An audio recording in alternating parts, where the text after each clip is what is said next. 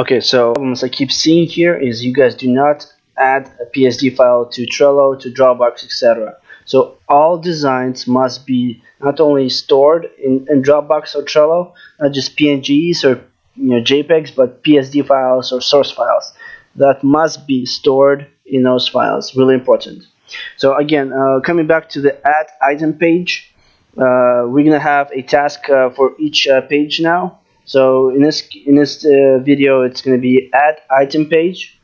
So we're going to be discussing that. I know that this has been redone, but again, because you guys did not attach sources, because you did not attach the files to the coin up, I don't see that file that you have redone. So I know that at this point we don't have the add items vertically, we have them horizontally.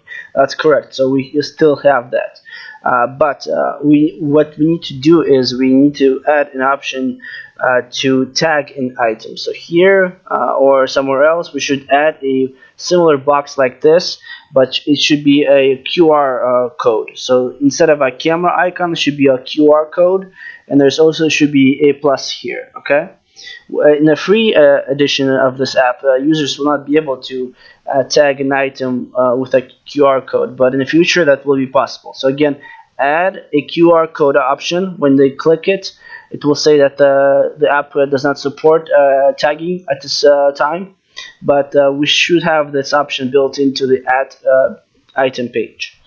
And again, as I mentioned, when we want to add, or when the user wants to add a product page, we do not go through the old usual process. First, you fill out the title, description, value, location, category. No. What we do is when the user clicks add item from his menu, we first get them to go to the camera page, where they take four separate photos of the product. Then from that we move them to this page right here, where we see all four pages, all four photos.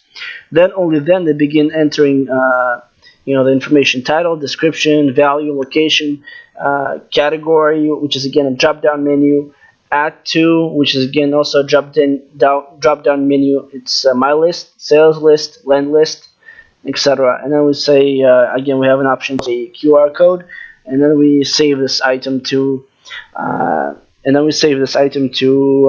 our app. So that's the process. Make sure again to keep everything in Trello, all the sources.